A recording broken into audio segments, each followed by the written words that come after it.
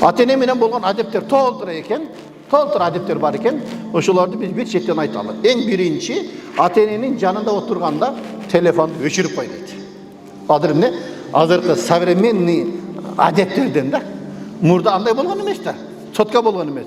Биринчи, ата-энеңдин жанында сен соткаңды өчүрүп коюп кой дейт. Ошолор менен сүйлөшүп отур дейт. Маанайың ачык, ошону карап отур дейт. Бул биринчиси.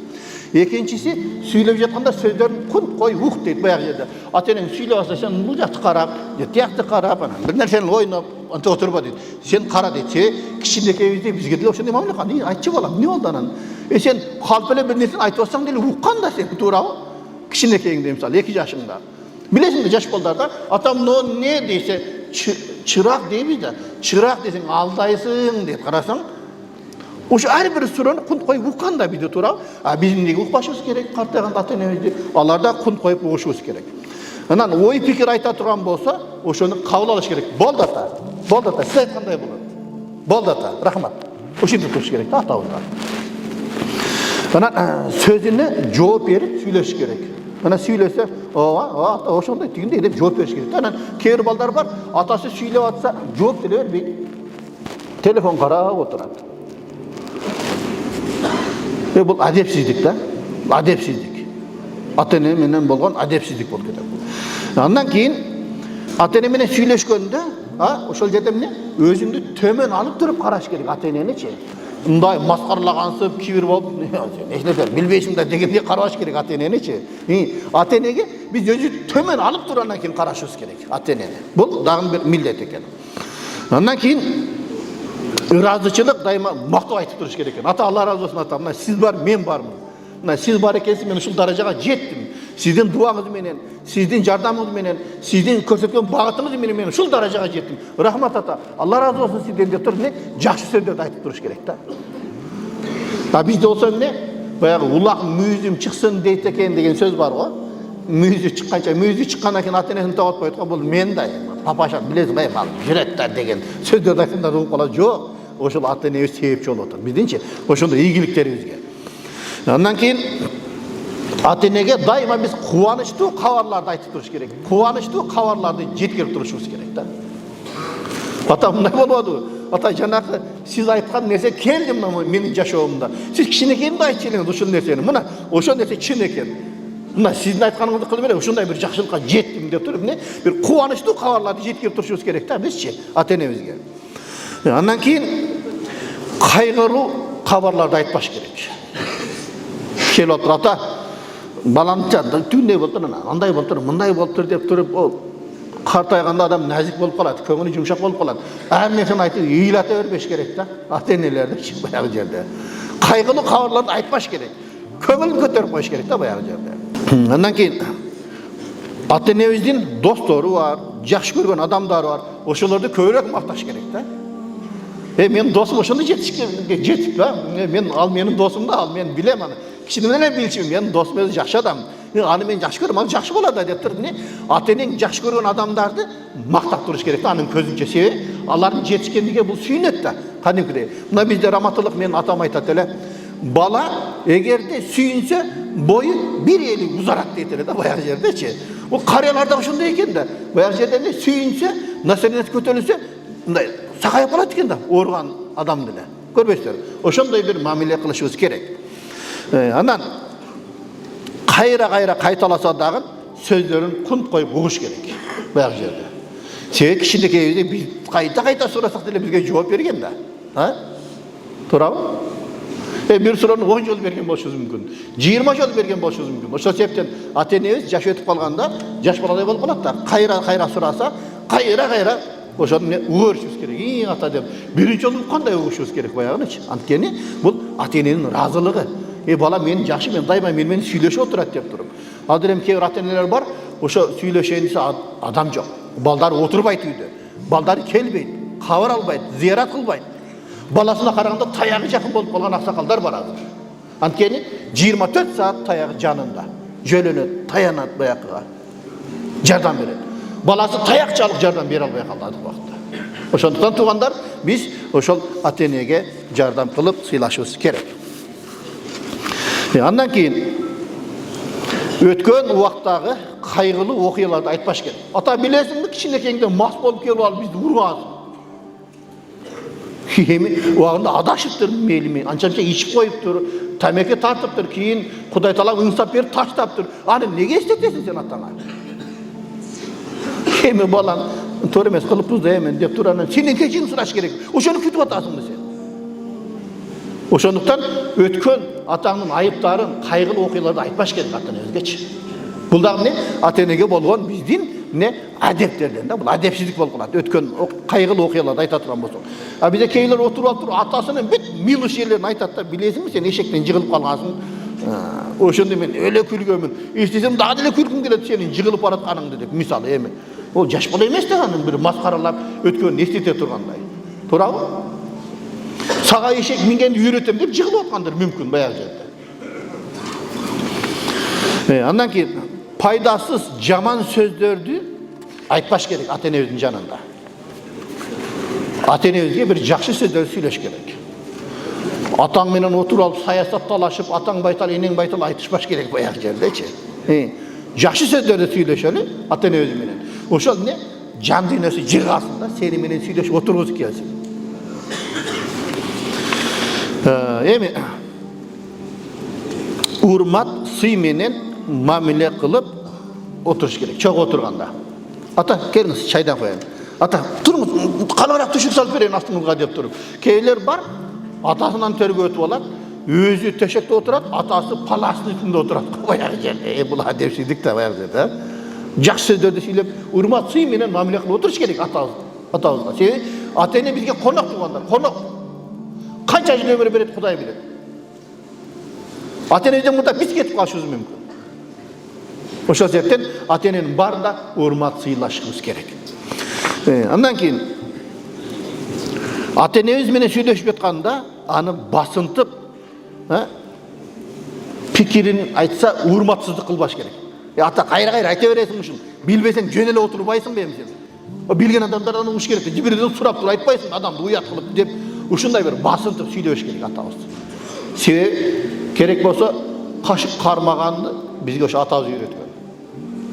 Керек болсо бизге тай-тайлап басканды бизге ошо атабыз үйрөткөн. Эмне эми? Атабызга эс үйрөтө турган болуп калдыкпы? Таптакыр туура эмес ошолчу.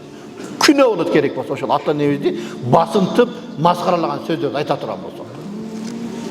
Адыреп кадам сайын чыгып атса керек андайлар, Кудай сактасын. Ата-энебиз сүйлөп жатканда алардын сөзүн бөлбөшүбүз керек. Аягына чейин сүйлөгөнчө угуш керек. Ата-энебиз сүйлөп жатканда туруп басып кетпешибиз керек. Кээ бир семьяларда бар, үй-бүлөлөрдө.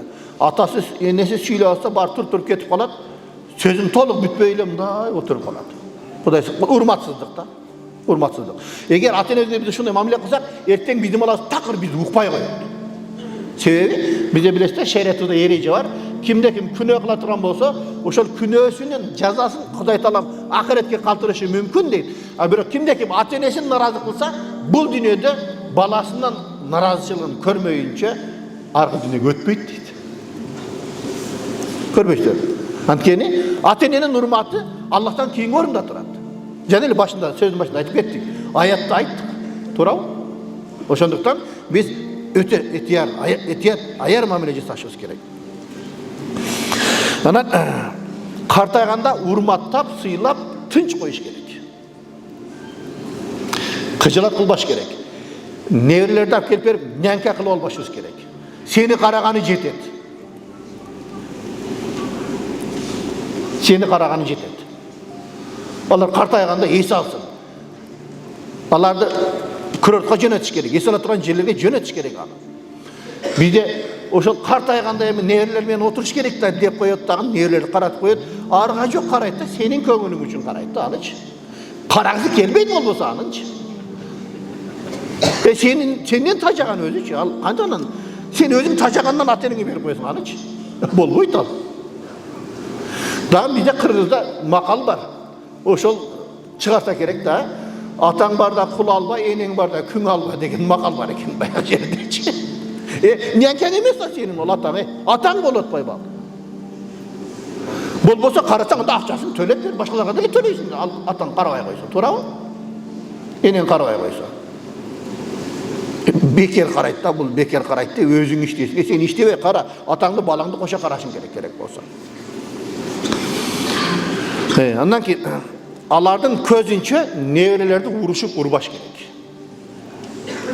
Antkeni, nevreni vursan, atаңды urganday болады екенсің да.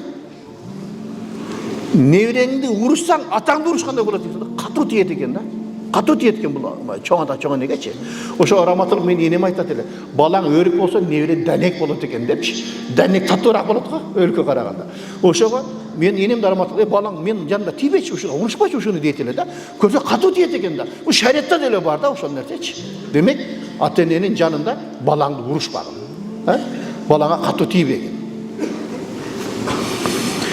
Андан кейін егер де ата-энебиз бизге насаат айтса, багыт берсе, ошону кабыл алышыбыз керек. Давай кабыл. Мейлі, бирок ал туура эмес сеники деп кабагын салба да. Болду ата. Болду ошо сиз айтканды мен кыламын деп туруп, кабагын ачып, күлүп жооп бериш керек да баягы жерде. Bizde olsa ne? Köşede jadırap, jayınap жүрет да, ата-энесinin yanına kelgende эле ошо кабагына кар жаап калат да кээбилерчи баягы жерде. Кабагың ачып отур ата-энеңдин жанында. Сенин деле мисалы кабагыңды ачып отурганыңды көргүсү керек да. Балаң ийгиликке жетишип, көңүл ачык жүрсө ата-эне ушунчалык кубанат да. Балам бактылуу экен деп туруп. Ана сен кабагыңды салып, ичип келип, мас болуп келип отурсаң, анда ата-энең дагы настроениясы өлөт да, көңүл чөгөт. Ondan keyin ata-eneni daima törgө oturguzуу керек тугандар. Törgө oturguzуу керек. Кээбилер бар, өзү törgө отуруп алат да, ата-энесине чай куйдуруп коет. Кайрыкча шаардан барса мен конокмун деген эме менен түшүнүк бар да ошондой. Сен конок болсаң, сен башка туугандарга коноктуң, ата-энеңе сен дагы эле баласың, ата-энеңди урматташ керек. Sen 10 yıl жүрүп барсаң деле ата-энеңди төргө отуруш сыйлашың керек баягы. Анан алардын жанында үн көтөрбөш керек. Аларга же алардын жанында үн көтөрүп сүйлөбөш керек. Себеби бир маселе бар да туугандар. Силерге мындай бир башыңыздан өткөн болушу мүмкүн, же башыңыздан азыр өтүп аткан болушу мүмкүн. Ата-эне картайганда жаш баладай болуп калат экен, бир сөз жеңил, эки сөз оор да, 1,5 сөз сүйлөшүбүз керек да аларгачы. Билесиңер ошону? Кээде 1,6 болуп кетсе да таарынып калат да. Баягы жердечи. Же 1,4 түшүп кетсе деле таарынып калат да. Каяктан таарынып алганын билбейсиң да баягы жерде. Ошол себептен эмне? Аларга 1,5 сөз сүйлөш керек да, картайганда. Этият мамиле кылыш керек. Эки сөз оор, бир сөз жеңил болуп калат да. Көрбөйсүздөр.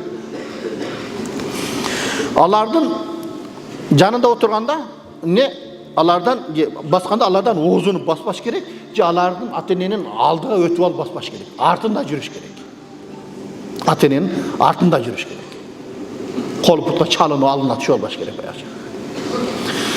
Анан тамак жегенде алардан мурда башташ керек. Кана ата баштап бериңиз. Эне баштап бериңиз деп туруп, биринчи ата-энеге баштатып туруп, андан кийин өзүң башташ керек. Мисалы аксакалдар бизге үйрөтчү эле. Жанакы жерде чайды коюп туруп, кайтарып, 3 жолу кайтарып, анан биринчисин өзүң ал, андан кийин башкаларга бер депчи баягы жерде. Анан аны бизде ошол тартипке көнүп калганбыз да. Ата балалар ушинтип бизге мына бир ишеничтүү эле биринчи чайды өзүм баштап берем. Тартынбай эле иче бер, упу жок деген мааниде да. Бир орус дейт, бир кыргыздын үйүнө келип калган экен, 3 жолу чайкап туруп, биринчисин өзү алып туруп, экинчисине берсең, неге өзүңдүн пиялаң чайкап, меникини чайкабай куюп берип атасың деп коет дейт баягы жерде. Көрбөйсүңөр. Демек, ошондой адеп, тартипти дагы бизге ата-энебиз үйрөтүп да бардыгын. Анан үйрөнүп алгандан кийин эле биз асмандан түшкөндөй болуп калбашыбыз керек. Андан кийин алардын көзүнө акырайып карабаш керек. Катуу сүйлөсө дагы жерди карап, бетине тик карабай, себеби алардын туура эмес назарынан калып кетпешибиз керек ата-энебиздинчи.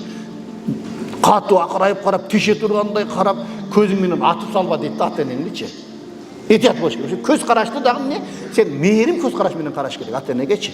Мында акырайып карап бир жаман карабаш керек ата-энеге.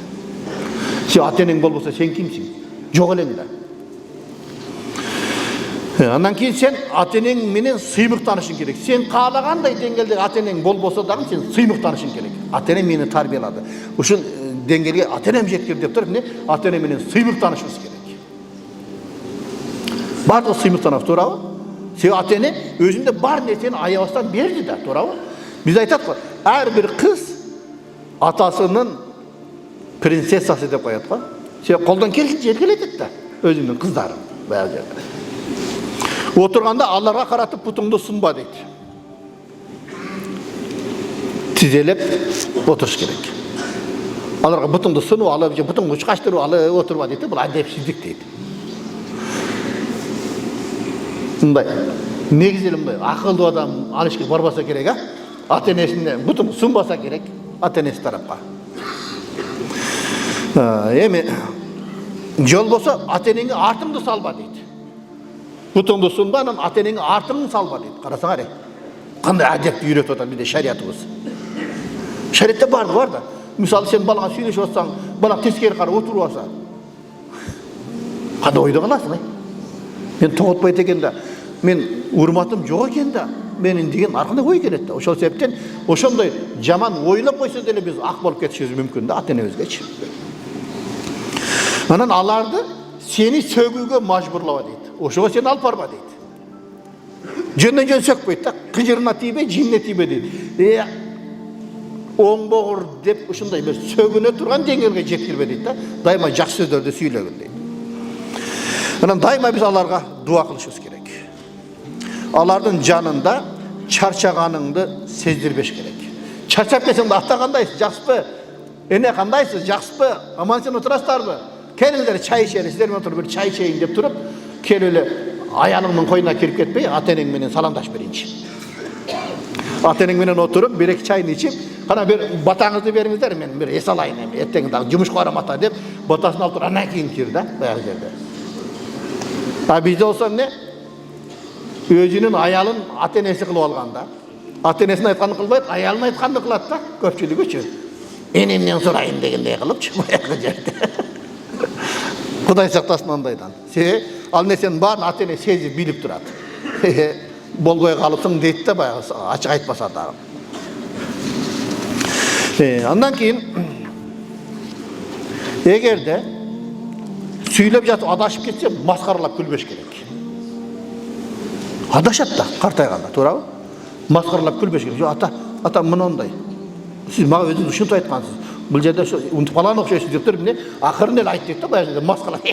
Муну кара, адашып кеттиң сен, болбойт, бул элдер күлөт, эмне деп ойлойт? Болбойт андай деп туруп, сен ата-энеңе андай сөздөрдү айтпа дейт. Андан кийин суратпастан, талап кылбастан туруп кызматын кылышыбыз керек. Ата, не кызмат, не муктаждык бар ата? Не керек? Не алып келейин деп туруп сурап туруш керек дайыма. Анан дайыма ата-энебизди зыярат кылып туруш керек. Аларга эч качан ачууланбаш керек. Ачуулангыдай сен кимсиң ата-энеге? Туурабы? Биз кимбиз ата-энебизге ачуулана турган? Мисалы, кана ата-эне мени урушса деп үмүт кылам, жок да, мисалы менде жок ошол. Насалын айтып, андай кылбайсыңбы, мындай кылбайсыңбы десе, кана жок да ошол ата-эне азыр бизде. Ошого мен сөзүн башында айттым. Кимиңиздерде ата-энеңиздер бар болсо, бактылуу экенсиздер. Сиздерге мен суктанамын, мен кызганамын да. Кандай акыбыз бар биздин ата-энебизге кыйкыра тургандай. Мисалы, ал нерсени ата-энесин жоготкон адам билет. Ата-энесин жоготкон адамдар билет ошол нерсени. Анан ата-эне менен сүйлөшкөндө эң кооз сөздөрдү тандап сүйлөш керек да, баягы жерде. Бизде аялыңа тандап сүйлөйсүң, ата-энеңе какпап айта бересиң да, баягы жердечи. Сөздөрдүн коозун, сонун тандап сүйлөйсүң аялыңа, ата-энеңе андай мамиле кылбайсың да. Ата-энебизге ошондой мамиле болуш керек. Ата-энебизге ошондой сүйлөш керек. Балам, сен эмне дейсиз? Жарыгым, күнүм, айым деп туруп жакшы сөздөрдү сүйлөп коюңуз. Баягы жерде. Мисалы, апаң, балам, сен эмне дейсиз? Жаным десең болот. Жаным десең болот. Бизде эч ким өзүнүн энесини жаным дебейт, аялын жаным дейт. Ар эки сөздү жаным деп сүйлөйт. Же туура эмес айтып атамынбы? Айтыңыздарчы. Кимиңиздер мисалы, энеңиздерди жаным дегенсиздер, кол көтөрүңүздөрчү. Мына бирөө кол көтөрдү. Аялыңыздарды кимдер жаным дегенсиздер, кол көтөрүңүздөрчү. намыс үшін көтермей жатасыздар. Барыңдар көтересіздер да қолыңыздарды. Енеңіздерді жанымда айтқан емессіздер, көрмейсіздер бе? Ошол туура эмес. Ата энеге сүйлөгөндө эң кооз жакшы сөздөрдү сүйлөп туруп кайрылышыбыз керек да, ата энебизгечи. Андан кийин туугандар чарчаганда аларга жаккан сөздөр, ысымдар менен чакыруу керек да, чакырганда. Мисалы атаке, атоо деп туруп мисалы эркелеп чакырсаң жакшы көрөт да сен. Канча эле балаң мисалы. Чал деп чакырасың атаңды. Атоо, атаке, алтыным деп туруп чакырсаң, жарыгым менен, менин күнүм, апаңды, менин толгон айым деп туруп чакырсаң кандай сүйүнөт баягы жерде. Ошол сөздөрдү айтыш маданият деген жок да бизде. Ошол эч эмес жок. Тартынба, уялбаш керек ата энебизге. Жакшы сөздөр айтыш керек. Жарыгым, күнүм менин деп. Андан кийин бардык адамдардан мурда биздин ата энебиз туруш керек да. Бардык адамдардан мурда бизде ата энебиз туруш керек. Ата энебиз биринчи орунда туруш керек. Бирөө чакырып атса дагы, балаң чакырып атабы, аялың чакырып атабы, биринчи ата энебиздин айтканын кылышыбыз керек. Демек биз ата энеге болгон мамиле жөнүндө айтып бердик.